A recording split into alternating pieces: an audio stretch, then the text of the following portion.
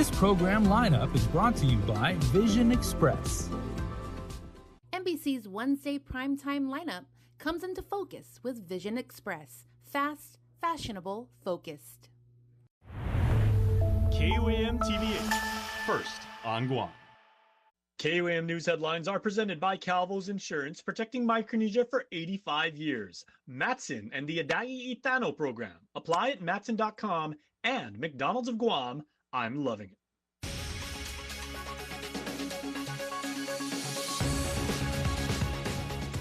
Ahead on KUAM News Primetime. The former Sinajana post office and the Taitano family home engulfed in flames early Tuesday morning, leaving the community in shock and the family left picking up the pieces. Mitsuki Hirayama with the story coming up. One local public school is getting a helping hand from a group of volunteers before the new academic year rolls in. More from Barrigada coming up.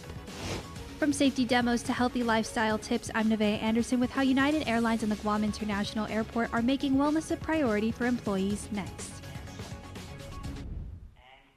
Hafaday and good evening. Welcome to KUAM News Primetime. I'm Destiny Cruz-Langus. Thank you so much for ending your day with us. A historic Sinajana home was engulfed in flames early Tuesday morning, leaving one family to pick up the pieces. All 5 family members were able to escape safely with just the clothes on their backs, but tragically lost 6 of their pets. As Mitsuki Hirayama reports, the community is already rallying behind them, showing the true meaning behind the saying, "It takes a village."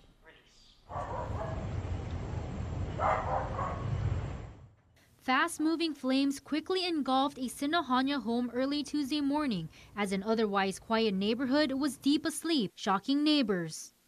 I just woke up and I just saw a lot of the fire department was here and the house was on fire. I'm not sure what happened.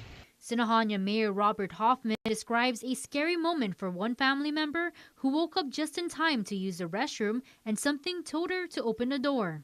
When she did, she was hearing scratching noises, not realizing it was the crackling noises, and she thought it was the puppies wanting to go out. She opened the door and she saw flames, and she screamed and she ran to get everybody who were sleeping downstairs and upstairs. And within a matter of minutes, both upstairs and downstairs were engulfed in flames. Guam Fire Department units arrived on scene at 2:43 a.m. to the 2-story concrete home fully engulfed by flames. Firefighters battled the blaze for 2 hours before they were able to get it under control. Gladly, nobody was hurt. They were able to escape using ladders from the second floor with the help of neighbors. And they're thankful for the neighbors who called 911 to dispatch the units. But they lost everything, and they lost 6 dogs as well. On Wednesday, the charred home is taped off and belongings remain scattered outside. The community in shock as the home belongs to the well-known Taitano family who ran the former Sinajana post office. It's part of our history of our community. We're one of the, it was one of the last post offices outside in the villages area. And so everyone has fond memories of the place, but to see the whole building go up in flames and everything was a shock to all the neighbors. That community now rallying behind them as the Taitano family picks up the pieces and try to rebuild their life, donating clothes and anything else to help. I met them in the morning. I've asked for assistance from Red Cross. My staff came in earlier than normal. We created verifications because they lost their IDs. They lost everything. The Sinajana's mayor's office is accepting donations of basic necessities like clothes, shoes, and toiletries. Meantime, Hoffman leaves this message. It really underscores a few things on fire prevention. One is really have an escape plan. 2 is have a good working smoke alarm around. And, fire safety is cognizant. If people had grills or their shutters were closed, it would have been tragic. GFD continues to investigate the cause of the fire. Mitsuki Hirayama, KUAM News. Thanks, Suki. Well, in other news, they say again, it takes a village. And right now, that village is hard at work, coming together to prepare one local public school for a fresh start come this school year. As the Cocos of BP Carbolito Elementary are away from their nest for summer break, a community effort is taking shape to welcome them back to a built campus. So we've been just helping with the sprucing up of the schools with revitalization of paint and any surfaces that need to be scraped or whatever that may be, getting it safe and ready for the kids to come back to school. Leading the charge is Charlene Mesawamai, Program Director for AmeriCorps at the University University of Guam. She and a dedicated team of volunteers have been putting in the work since the start of the week, part of a mission that's rooted in supporting education both inside and outside of the classroom. One of our primary focus areas is education, providing mentoring and homework assistance to school-age kids, kinder through 12th grade. But in order to do that, they have to have schools to come back to. But for AmeriCorps, painting walls is just the beginning. In our program, we concentrate on coming into the school environment and providing that one-to-one assistance to the students. And so that's what we're just hoping to achieve, is to kind of build that partnership. So in the beginning of the school year, we can be here also to help the student that encouraging others to join the effort with just days left to sign up and make a difference. Our deadline is actually June 30th. So if anybody is still interested in becoming a part of our team, you have until June 30th to do so. And as the new school year nears, AmeriCorps is rolling up their sleeves to help the island's public schools on a case-by-case basis, standing ready to assist with manpower. For more information on how to join, visit sgc.guam.gov. Officially saving the date for July 7th, the Committee on Finance and Budget is resuming their public hearing on Bill 11, aiming to reduce the business privilege tax from 5% to 4%. And they're inviting Guam's private sector and the general public to attend or submit written testimony. With the hearing slated to run from 2 p.m. to 10 p.m., Chairman of the committee, Senator Chris Dueñas, says, quote, "We know how hard it is to find time to testify, and that's why we're giving business owners and the public this extended window. The Office of Finance and Budget will also be present to share a detailed impact analysis, grounding discussion and debate in financial reality and community input supported by clear data." Dueñas adds, quote, "The committee needs your input before moving forward, and we are committed to a fair, open, and data-driven process." Once again, if you would like to attend or submit testimony, written testimony on Bill 11, the hearing will take place on July 7th, starting at 2 p.m. In other news, the Guam Police Department continues to investigate a two-vehicle crash that occurred Monday night at the intersection of Route 3 and Route 28 in Dedido that tragically claimed the life of Debbie Albin Fikes. Preliminary reports indicate a truck was attempting a left turn onto Route 28 when it was struck by an SUV traveling northbound on Route 3, resulting in a collision. Fikes, who was seated in the bed of the truck, was ejected from the vehicle. She was transported to Guam Regional Medical City, where she was later pronounced deceased. Both drivers involved sustained minor injuries and were released. The case remains open as the investigation continues. And the Guam Police Department has identified the driver involved in a single vehicle crash on Route 15 as Clarence Lee Muller. GPD has confirmed Muller died from injuries sustained in the accident. According to a media release on the night of June 21st at around 9:35 p.m., police and emergency responders were called to a crash scene between Vatsu Pangilinan Street and Andy South Road. Preliminary reports indicate Muller lost control of his truck, which ran off the roadway and overturned. Guam Fire Department personnel extricated him and initiated CPR at the scene. He was transported to Guam Regional Medical City, and on Tuesday afternoon, he passed away. This marks the 12th traffic-related fatality of the year. Time for a quick break, but coming up on Primetime, in Fiscal Fitness, get some great tips for the savings process from Coast 360. You're watching KUAM.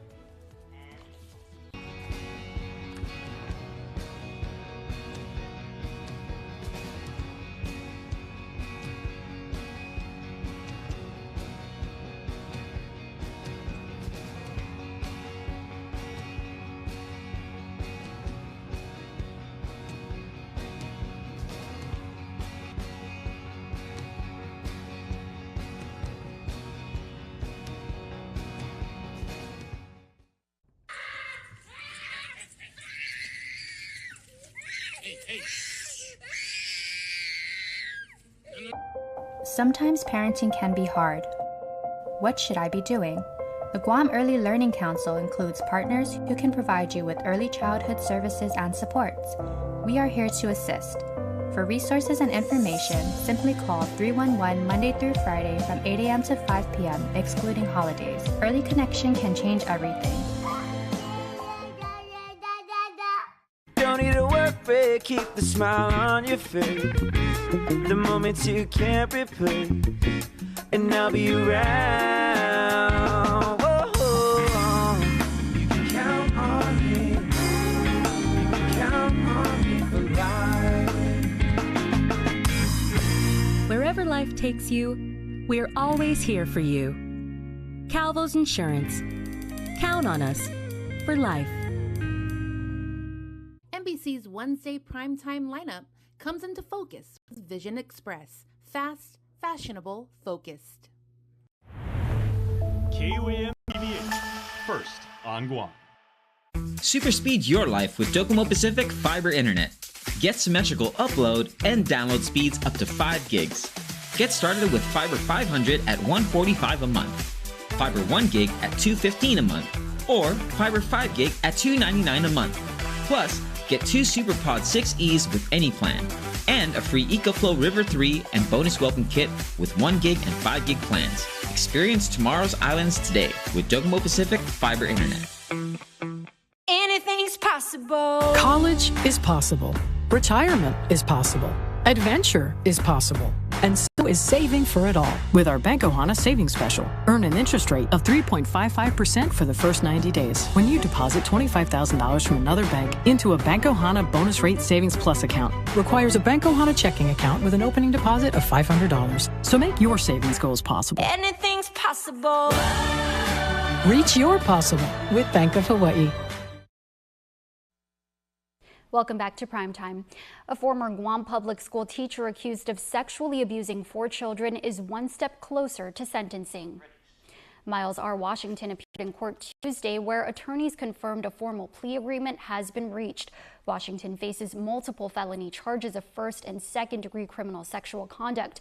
The accusations span years and involve 4 young victims, with the first report surfacing in 2018. Now, despite the charges, Washington remains employed with the Guam Department of Education, most recently in a non-teaching role until he began the process of leaving the agency just this week. The Education Board is now calling for a full policy review to find out how Washington was allowed to remain in the school system for years after the initial allegations. Washington is due back in court on July 10 when the plea agreement is expected to be finalized. Now, if convicted at trial, he could face life in prison. A man accused of harassing a woman known to him despite a court order to stay away is now facing serious charges. Brian William Elm is charged with home invasion, advanced stalking, criminal mischief, and multiple violations of a protective order. According to court documents, Elm repeatedly contacted and showed up at the victim's home, even after being explicitly prohibited from doing so. In one incident, he allegedly shattered a car window while the woman and her children were inside. In another, he's accused of breaking into her home despite minors confirming he wasn't invited. Elm told police if he was rather acting out of emotion, but investigators say his action went far beyond that, documenting harassment, threats, and multiple confrontations. Elm admitted to being aware of the protective order, but continued to pursue contact. He now faces multiple felony charges and could see serious prison time if convicted. Shifting gears now, this morning United Airlines and the Guam International Airport Authority hosted their annual Safety, Health, and Wellness Fair. Nevaeh Anderson takes us along as employees got a full dose of wellness and a reminder that safety starts with awareness. At the heart of Guam's busiest transportation hub, an event aimed at keeping it safer and healthier. United Airlines and the Guam International Airport Authority teamed up once again to catch the wave at this year's Safety, Health, and Wellness Fair. So 8 years ago is when United Airlines started having our safety fair, and it was in the beginning, but it's been 3 years since we've partnered with Guam International Airport, and we've grown through the years. This year we have 38 vendors. For United General Manager Tammy Castro, safety isn't just a theme, it's a core value. And the importance of having a safety fair is just awareness for our employees and just the traveling public, vendors, business partners, to know a little bit on why safety is important. It's a message to employees echoed by GIAA's marketing administrator, Rolenda Fasua-Millier. We have 2,500 employees working here in all capacities. So we have electricians and mechanics, and we have operations personnel that are exposed to hazards on the ramp. So safety and wellness is the message that we promote to all the employees who work here at the airport. Gyms, clinics, and behavioral health providers line the lobby to promote physical and mental well-being, ensuring employees can stay healthy and give their best every day. GIAA's summer interns also participated, getting hands-on demonstrations of self-care and career safety. I learned that it's good to eat healthy and to take care of yourself, because in the long run it will help you. I think that it's important because we are the future. I learned that safety is very important, especially in the airport and in the airlines. From the seasoned airline staff to the next generation of professionals, they want everyone out there to remember that safety and wellness go hand in hand. Nevaeh Fiscal Credit Union. Together we thrive. And that was, of course, our Nevaeh Anderson. Well, looking to make a big purchase like a new car or home of your own, in this week's Financial Fitness, we get some super helpful tips for how to start the savings process for big expenses.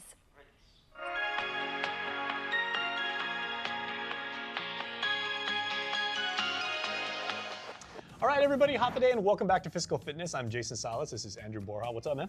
Hey. Okay, we think big here at Coast 360, right? Big savings, big return on investment, and we're talking about today big expenses, right? You've talked to and educated me and our audience about the importance of establishing lines of credit. So I've always wondered, is it smarter or better to have multiple small credit cards or one really, really big credit card with a big credit limit, or just to be modest? And what's the best way to go about that? Well, it generally depends. Every person's different, but for the recommendation, it's better to have at least 3 credit cards. The reason being is the more lines of credit that you have and that you're paying responsibly, the more experience that shows you as a very responsible borrower. So when you have one credit card, yeah, you might have like a big credit limit and everything's kind of you make one payment. It's not seen, because think of it like this, they see that you're responsibly paying 3 accounts rather than just one. Okay, So, good tip. So all of those things, there may be different due dates, and if you can manage all of them, you're a little bit more responsible than someone who has one credit card that they put on auto pay. All right, you guys have wonderful ATMs, not only here at the Mighty branch, but throughout the island and everything. Cash on hand is still a thing. Yes. Even though most of us will pay with like debit cards and credit cards. What is a good limit to have as far as like carrying cash? Again, it depends. It depends. So, for example, if it's just you or your spouse going out, having only a little bit of cash is better because you're less inclined to spend it. Whereas someone with a bigger family, they have 4 or 5 kids that they go out, having more cash on hand is a little bit better because your kids want, ice cream, they want food, they want things for the summer. Having a little bit more cash in hand is better. Having a bigger budget for that. Whereas if it's just me, I don't need much cash. I can just, go about my day with $10. There you go. What is a good timetable, Drew, for applying for a loan? And since we're talking about big expenses, I'm talking like weddings, extravagant vacations, going off to like Santorini with like you and your friends and everything like that, or, home improvements. So when it comes to a timetable, knowing that this upcoming big expense is around the corner, get that loan done as soon as possible.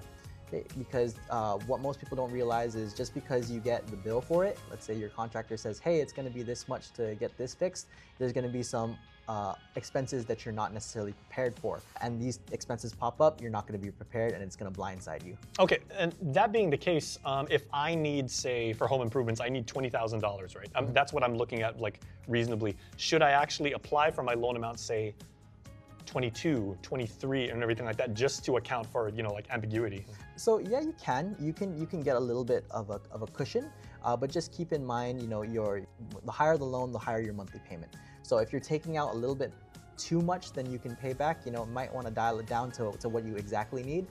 But if your income can support it, by all means get that cushion so that it kind of gives you a little bit of a padding for when you actually do make that expense and for anything that's hidden that you don't necessarily see right away. There you go. Expert advice right here on Fiscal Fitness, and that's what we do.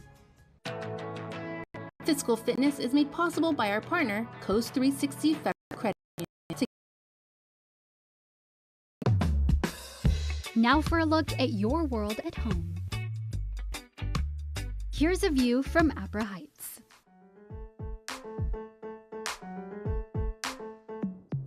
We come from an ancient line of protectors, tossing navigators, taunted defenders.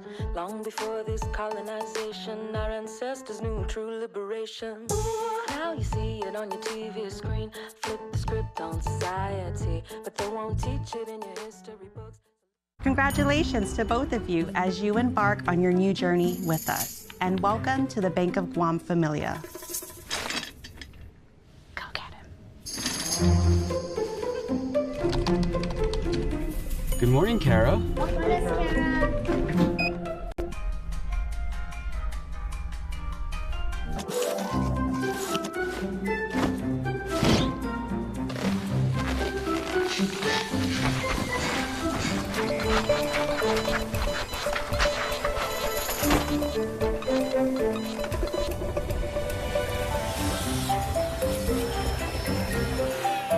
Good night, Kara.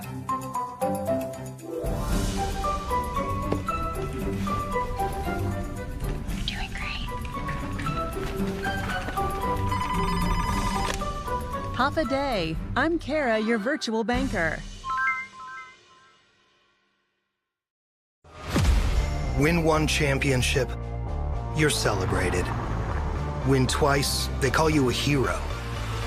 3 times, they say words like legend and dynasty. 4, 5, 6 titles, they'll say enough is enough. But when you've won it all 7 times, what's left to say? The trophy speaks for itself. Introducing the full lineup of Ram trucks. Ram, 7-time winner of Motor Trend's Truck of the Year. Introducing GTA AirFiber. AirFiber uses next-gen wireless technology to bring an ultra-fast and super reliable internet connection to your home through the air. No wires required.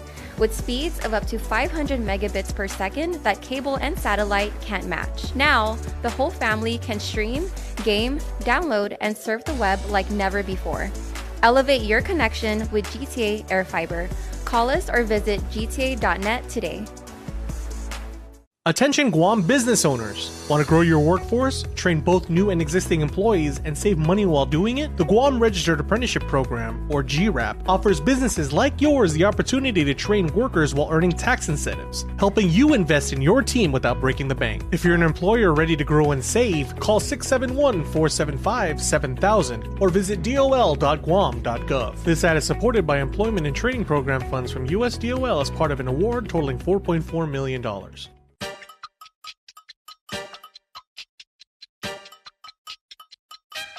Wesley kicks out. Simon, big 3. Oh, baby!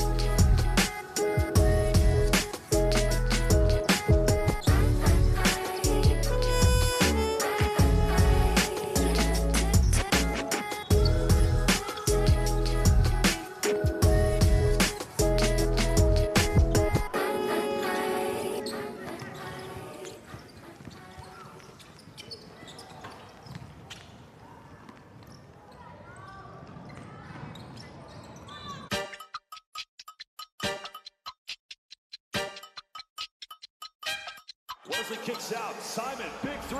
Oh, baby!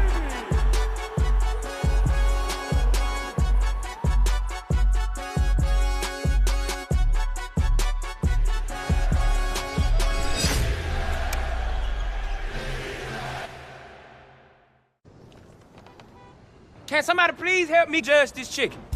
Juicy, seasoned. Wow. Yeah, that's the hair. Now, who you think made this?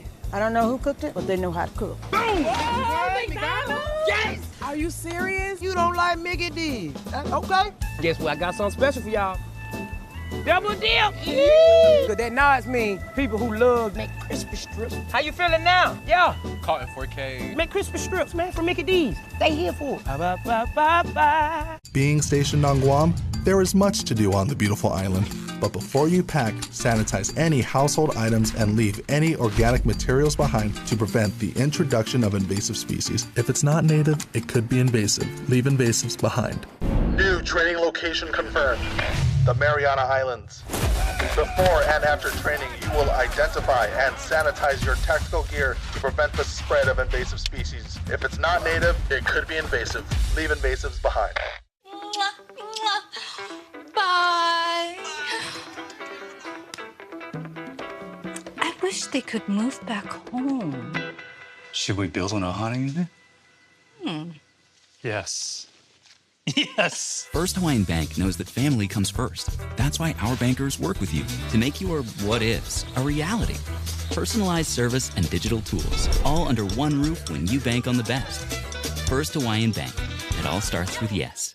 GU Self Storage, located in Harmon next to McDonald's, offers a variety of storage units. With rates starting as low as $95 per month, we offer complimentary use of dollies, push carts, Pines hand trucks, and pallet jack, with a fully covered loading and unloading areas and ADA accessible units. We offer 24-hour CCTV surveillance monitoring, alarm, and individual pin-coded gate and door access, because your safety is our priority.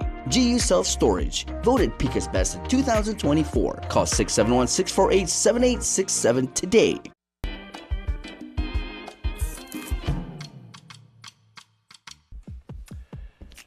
Off a day, everybody. News bites for you tonight, and we salute the men and women of the Guam Police Department. There's a reason why we call them Guam's finest, right? They're keeping us safe, protect and serve, and they're also putting together an amazing 2K and 5K. I want you to register for this because check it out. Committed to serve together. That is the important word. It's a morning run, so this is awesome, and it's, I talk about this all the time. It's at the Chamorro Village route, which is a straight shot. You're gonna get all the competitive runners, you're gonna get the beginners, you're gonna get the young ones too, so this is a fantastic way to get out, have fun, support our friends at GPD, as well as our friends over in Manielu for the wonderful work that they do. Thank you, GPD. Thank you very much. We support you guys. All right, Freedom Rocks. We support our independence and we support those in uniform. So make sure to get your tickets to head down to Polaris Point on July the 4th, because on the afternoon of Independence Day, there's going to be a concert for Johnny Sweet and Shante, who will be playing live. Make sure to check it out. The number or the website to go hit up is militarymwr.com. Open to the public. It's an afternoon concert, and then of course we have Independence Night celebrations, hopefully some fireworks, and then Spotlight Session. I've been talking about my friends at Breaking Wave Theater Company all week, and I want you to sign up for this because on the 28th at 8 in the evening, it's by donation, and kick them a few bucks. As much as you can, as much as you're able to, because Breaking Wave Theater Company is doing great work with kids, adults getting into the performing arts, expressing themselves, sharing themselves. Check out Shauna's package. She did an amazing story on them last night, so make sure to watch that and make sure to register for Spotlight Session. All right, we'll see you tomorrow for News Bites.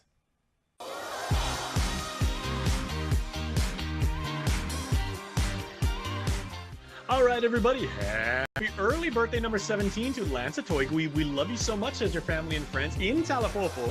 Can't wait till you come back home to visit us once again. We will see you very, very soon.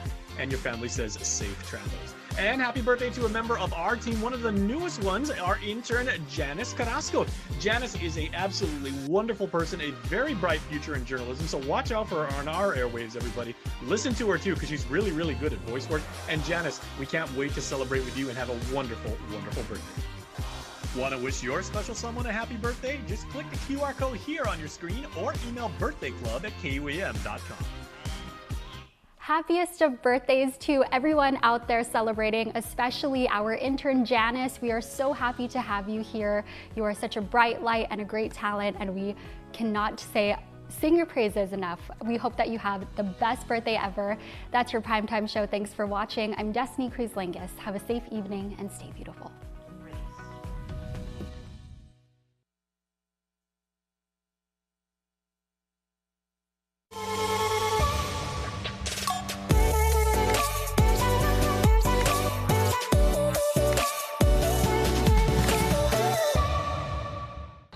Hafa Guam, I'm Jason Salas with KUAM.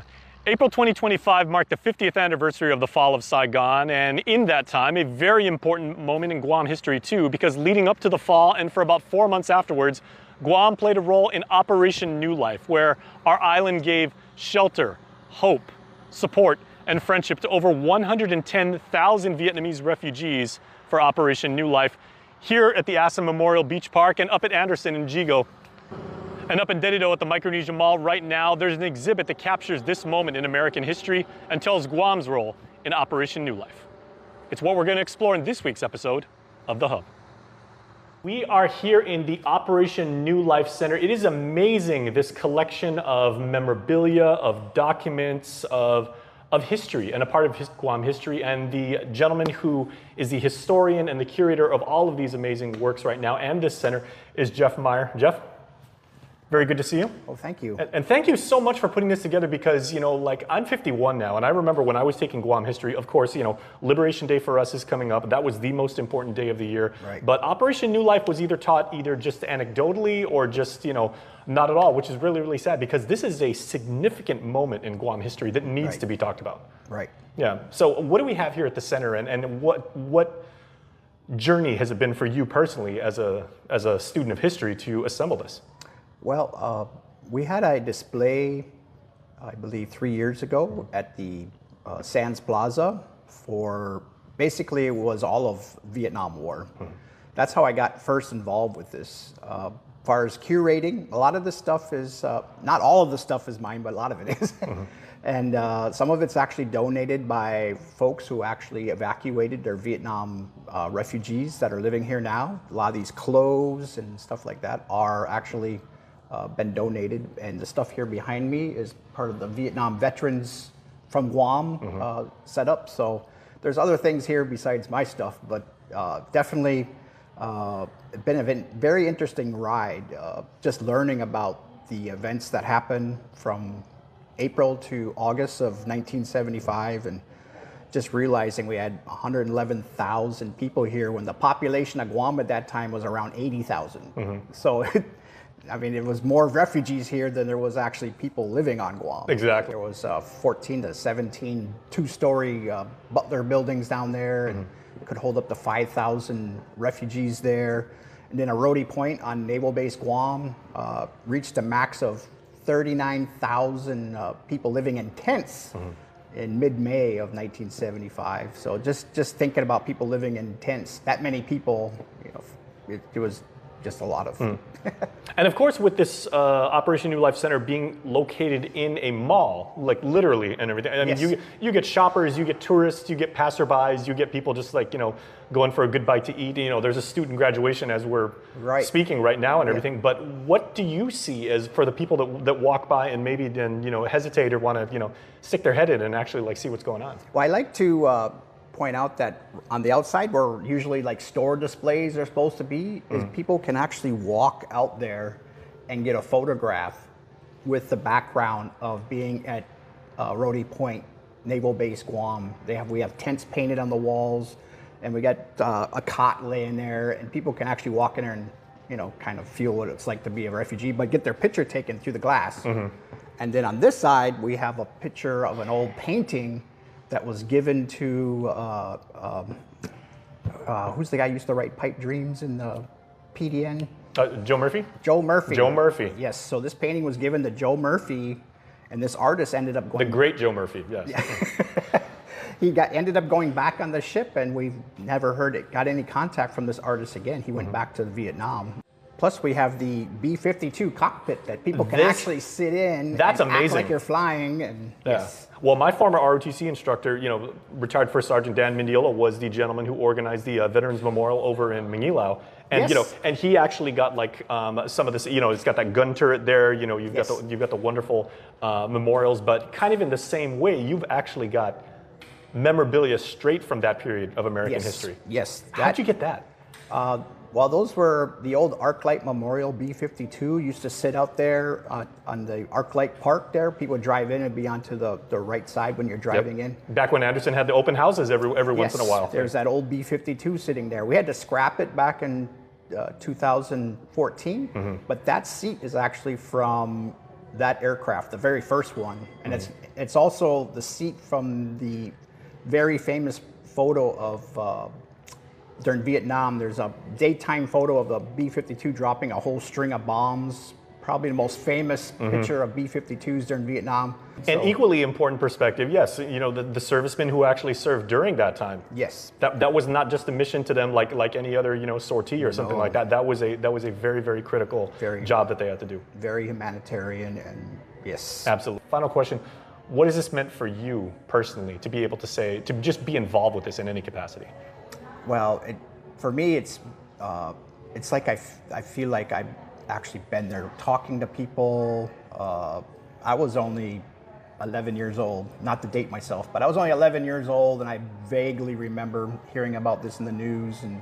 But now to be actually here and meeting some of the people that put this together who were refugees, and through the years as being a historian, it's been very impactful. There's one other gentleman who actually stayed at Assen, and he was a member of my church, and he was also a refugee, and he was okay until he got to Assen, and then he lost it. He just remembered the hills, and he just remembers the gratitude of the military and the Chamorro people that helped them out. He was like 10 years old too, like same age I was at that time. So. Well, Jeff, thank you for keeping history alive for the wonderful Operation New Life Center here at the Micronesia Mall in Dededo. Thank you. Thank you.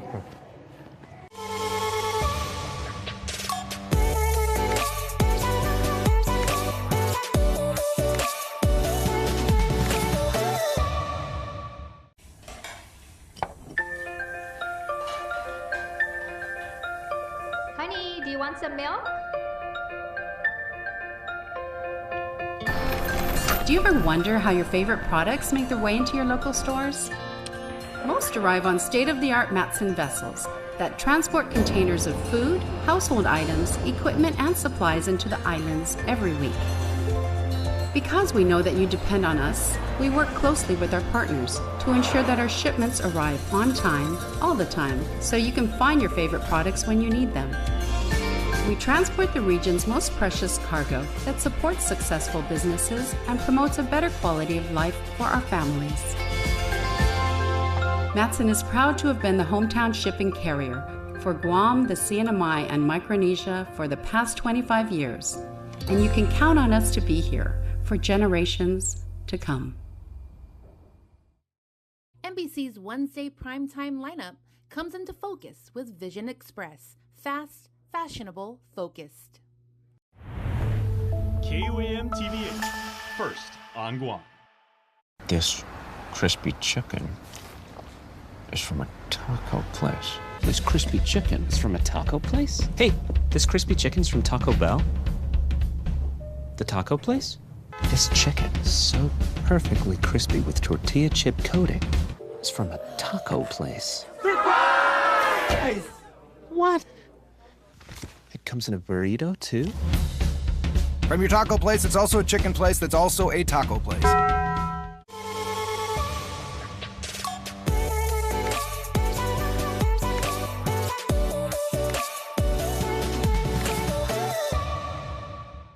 Welcome back to the Hub. Well, now that you've seen inside the Operation New Life Center here at the Micronesia Mall and seen the exhibit, seen a lot of the artifacts that have been presented, I'd like now to introduce you to Dr. Nam Kim, whose deep emotional connection to putting this project together and to documenting the history and the importance of this place and gather all of these different artifacts has special significance for him as he's tracing his own family's life and his own experience as a member of Operation New Life. Here's my interview with Dr. Kim. Jason, thank you so much. Absolutely. Well, thank you for your presence here, Doc. And your story is amazing because the good doctor has joined us on the island here because he is a study of anthropology, and your own family fled Vietnam when Saigon fell. And you have now come back to actually share with us the amazing memories that you have, but also solicit from our community people that may have of those things so that you can do your work and essentially connect history. Right. That's right. Thank you so much. It's a privilege to be here and to be speaking with you. So as you mentioned, my family and I left Vietnam April 29th, 1975. This was the day before the city was taken. We fled by a helicopter off the rooftop of the USAID building and got out. I was only a year old at the time, so I don't remember any of this, but we left Saigon. We went through different vehicles all the way out to the coast, and we landed on the USS Midway that took us to a different ship, eventually took us to the Philippines, and then we were brought to Guam.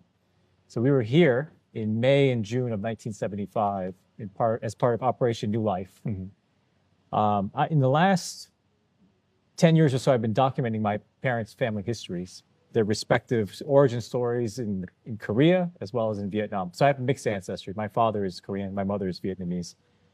But in doing this research, one pivotal episode of their life histories would be our time spent here.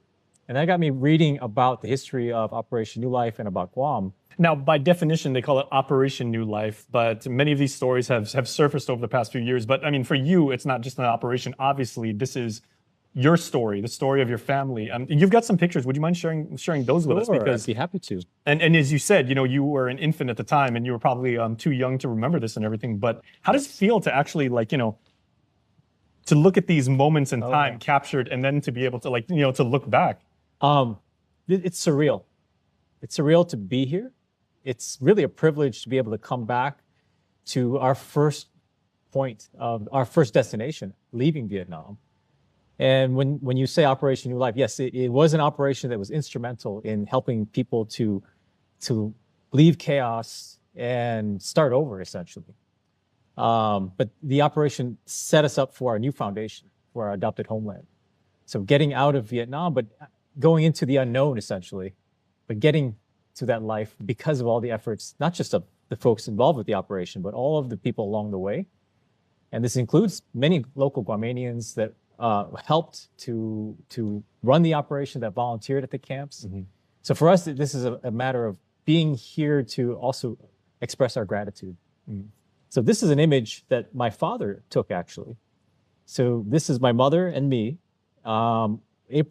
probably April 29th, April 30th, right off the coast of Vietnam. We're already on one of the ships. He had his camera bag with him when we evacuated. So he was able to snap photos along the way of our journey. And it's so interesting, if I may, Doc, because your mother is looking off into the distance, saying, as you said, we're getting away from the chaos, from that. I'm doing this for my family. You're but a baby, yeah, and you're just kind of looking out at the water. I'm oblivious to whatever's happening. Yeah, it's an amazing image.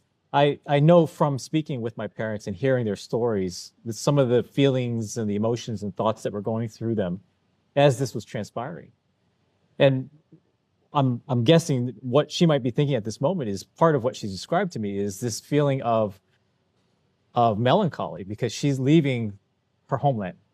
Not only is she leaving her ancestral homeland, she's leaving back family, her parents, her siblings, without any knowledge of what's going to happen to them once we leave. And this is us going out into the void, not knowing where we're going to end up. And so my suspicion is all of that is sort of flowing through her head in this image. It's immeasurable courage and bravery to make that decision to do that, but obviously, for your family. Yeah, yeah. And I'm sure there are many, many stories of different families making similar kinds of decisions as they contemplate this massive dislocation, displacement. So this is one image. I can show some more. No, please. So this is an image. We landed on the USS Midway aircraft carrier, but then we were transferred to other vessels. This is one of the vessels that we were on. My father took this image. You can just see the mass of life. The overcrowded conditions, and then more people coming on these barges to join us on these ships. And there are makeshift camps on the ships. This is an image of us now having reached Guam. So this would be at Oroti Point. And this is the tent city as things were still getting set up. People were waiting. There's my mother and me at the time. They described to me that we were essentially always ready to go. So even though we had gotten to this safe haven, we didn't fully unpack things. We always had, every day was spent just kind of waiting in line for things, for services or food, but also waiting for our number to be called to know, are we being moved to a different location or are we potentially being moved off island? And entrusting your lives literally in the hands of strangers who would absolutely say, we have something for you, or this is where you might, we're sending you to go for safety. Right. Absolute strangers.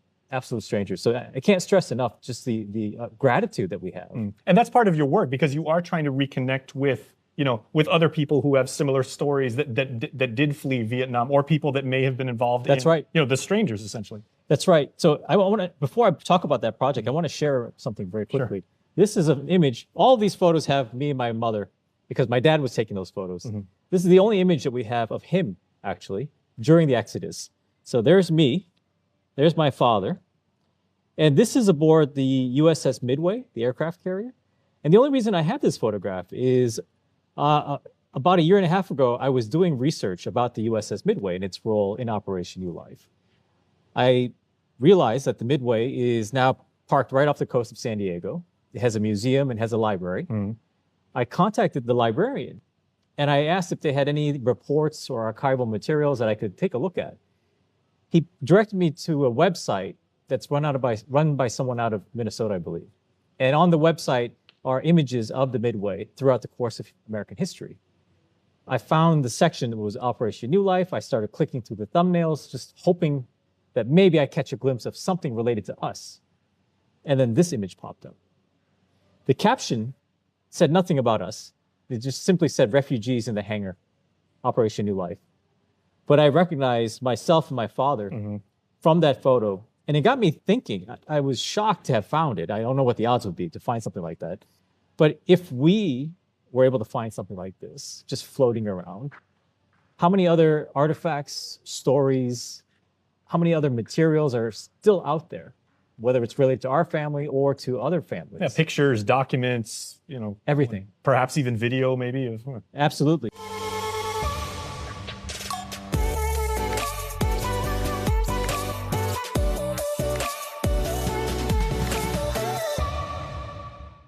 Guam's beauty is only surpassed by its hospitality. Please help protect it by not bringing any items that can have a harmful impact on the island. Remember, if it's not native, it could be invasive. Leave invasives behind. New training location confirmed. The Mariana Islands. Before and after training, you will identify and sanitize your tactical gear to prevent the spread of invasive species. If it's not native, it could be invasive. Leave invasives behind. Guam's auto appearance specialist, Elegant Reflections, has been providing the automotive industry with professional detailing and car care products at its highest quality, from complete detailing, full interior detailing, exterior detailing, headlamp restoration, hand washing, seat and carpet shampoo, engine degreasing, undercarriage cleaning, paint sealant, fabric protection, paint oxidation removal, and so much more. Visit us at our new location. Call 646-5555 for an appointment. Elegant Reflections, Guam's auto appearance specialist, over 20 years of experience.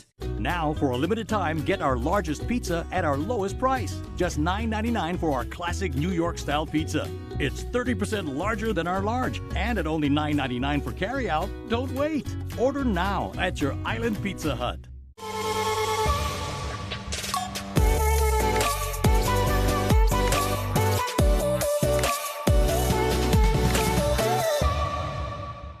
Now here on this very hallowed ground at the War in the Pacific Park here in Assen, I'd like to introduce you to a gentleman I interviewed last year who is himself a Vietnamese refugee who came back to Guam after becoming a medical doctor, visiting this very land, the very same place that gave him and his family shelter 50 years ago, coming back for the first time.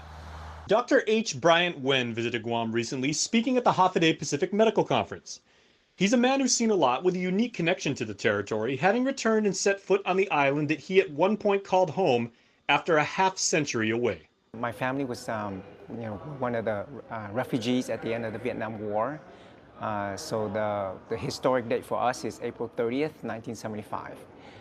But my family, we were able to leave early since my mother worked for the U.S. government.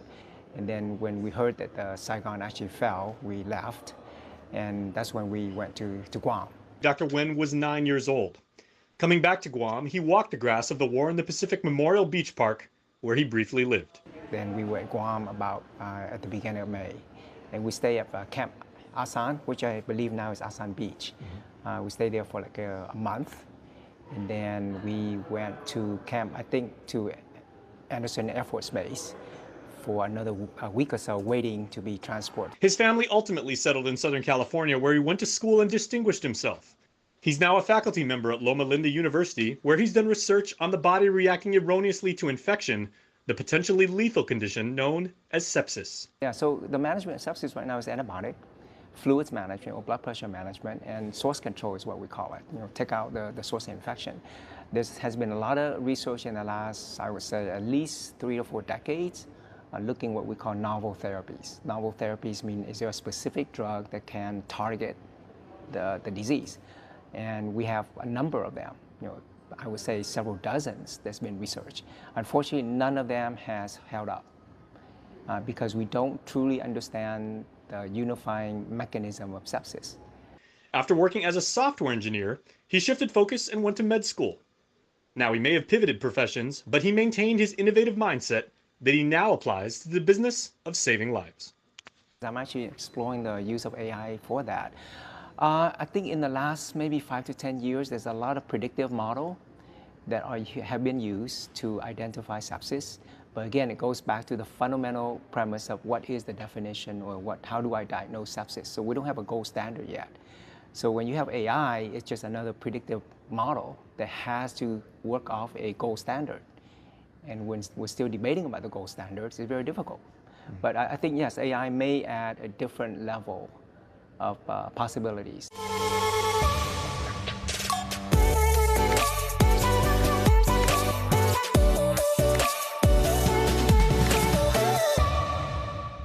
Summer's here, Guam. Get ready for sun-soaked days with Kmart. From beach gear to backyard barbecue essentials, Kmart has it all at prices that keep your wallet cool. Stock up on snacks and fun kids activities to keep them entertained. Kmart is Guam's one-stop shop for summer fun. Plus, military and frontline workers save more with our exclusive discounts every day.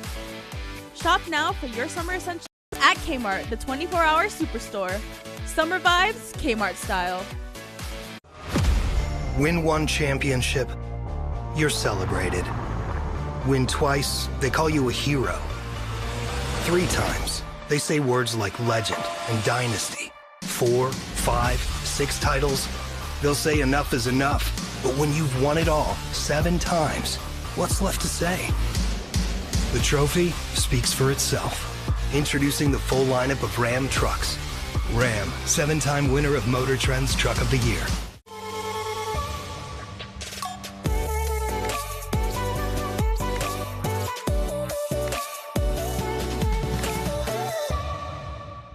All right, Hafide, once again, my friends. Max Ronquillo is a man of many, many talents. You know him as literally the music man. He's been an educator. He has been a serviceman. And now through the Guam Philharmonic Organization, Max, you have been able to bring this amazing story that, we're about the same age. Yes. And when I was talking with Jeff earlier, and when we were studying Guam history, this was something that was not really touched on, and certainly the importance is off the charts. So good to see you again, and thank you for putting this wonderful project together. I know it's been a long time.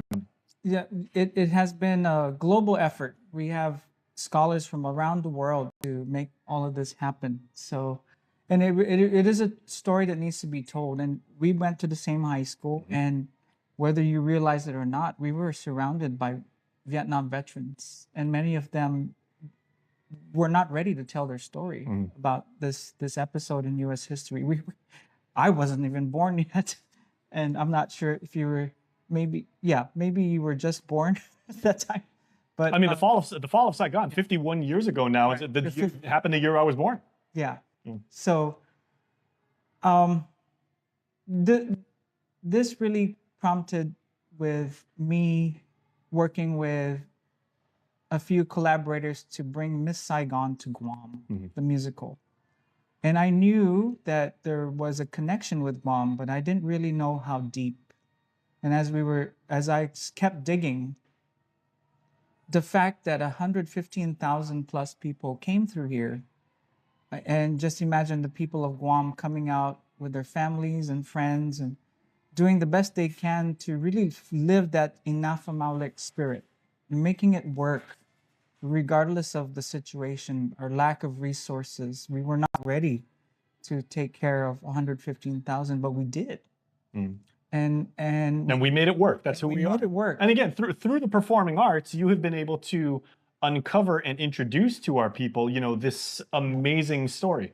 Yes, and there's a lot of musical nuggets in this exhibit. I'm wondering if people will recognize them as they go through the exhibit, because music is what has helped us uncover the story. And no one knows that better than you about how music is the universal language, and again, played a major role in when the refugees were here and when they were given safe shelter, and ultimately when many of them moved on. Right. So yesterday, I was just talking to someone who was part of the University of Guam Madrigal Singers. Of course, they don't exist today, but they were a group that went into the camp to go and perform.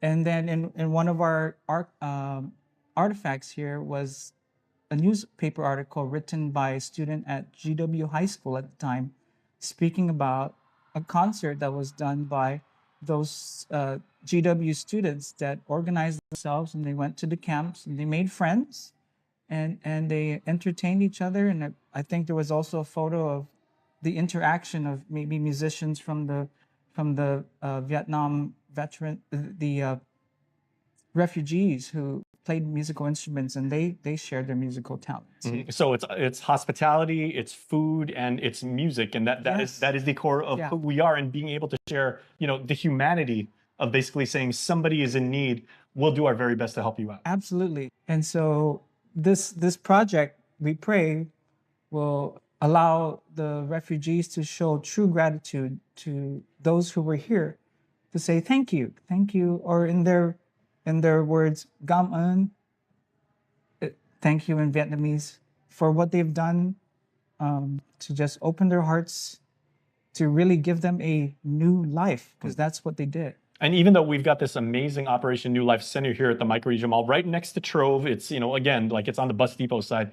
If people have artifacts, photographs, old press clippings, or just stories to share, through the magic of, verbal communication and everything like that, they're more than welcome to come forward. Yes, although this project is spearheaded by University of Wisconsin-Madison, it is not for them to just take out of here to Guam.